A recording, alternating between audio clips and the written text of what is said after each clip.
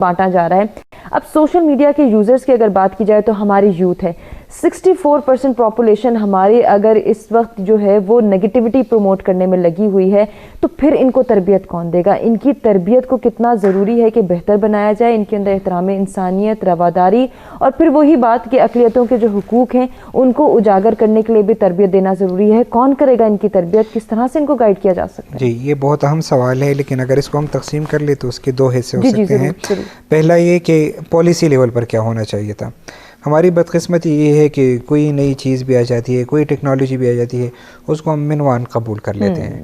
ہمارے ہاں ایک فلٹر کا سسٹم نہیں ہے کہ کون سی چیز ہمیں لینی ہے, کون سی چیز ہمیں نہیں لینی ہے, اور کس حد تک لینی ہے, کون سی چیز ہماری نوجوان نسل کے لیے, بچوں کے لیے, قوم کے لیے مفید ہے اور کون سی نہیں ہے. اس لیول پالیسی لیول پر اس تھنکنگ کا ایک بہت بڑا فقدان ہے, چاہے وہ عالم اسلام کی سطح پر ہو اور چاہے وہ پاکستان کی سطح پر ہو, جس کی وجہ سے ہم پے در پہ مسائل کے شکار ہو رہے ہیں. دوسری بات یہ ہے کہ جیسے آپ نے ہیڈ سپیچ کی بات کی ہے, تو اگر آپ جس طرح علامہ صاحب نے اقدار کی بات کی, ڈیموکریٹک ویلیوز جسے ہم کہہ سکتے ہیں, جمہوری رویے جسے ہم کہہ سکتے ہیں, مثبت رویے, تو اب مثبت رویوں کے دو چیزیں ہیں. ایک ہے اویئرنیس, تو اویئرنیس کے اچھے رویے ہیں وہ سوشل میڈیا پہ وہ افسوس کے ساتھ وہ اس طرح کی پروموٹ نہیں ہو رہے ہیں, لیکن اس سے ہمیں آگے ڈیپ جانا ہوگا, اور وہ ہے تربیت.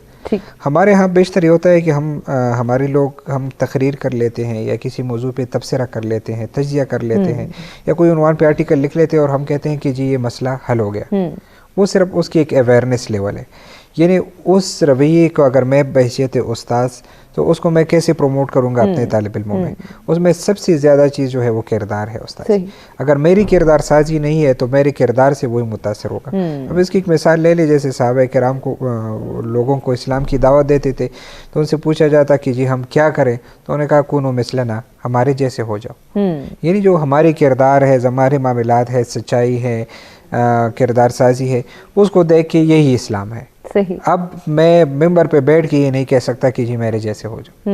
ٹھیک ہے, تو اس وجہ سے ایک تو یہ اویئرنیس کا ایشو ہے. دوسری چیز جو سوشل میڈیا پہ جو ہم کسی بھی اکاؤنٹ کو جب لاگ ان کرتے ہیں, چاہے فیس بک, ٹویٹر, انسٹاگرام ہو, ہر ایک کی کچھ پالیسیز ہیں, اور اس میں انہوں نے بیشتر وہ ڈیموکریٹک ویلیوز کو کلیئر کیا ہے کہ آپ ہیڈ سپیچ نہیں کریں گے, آپ کسی دوسرے مذہب, مسلک, زبان, رنگ, نسل وغیرہ کی بنیاد پر کسی کو ہراس نہیں کریں گے, تشدد کا نشانہ نہیں بنائیں گے, اس پہ اس کے خلاف کمپین نہیں چلائیں گے.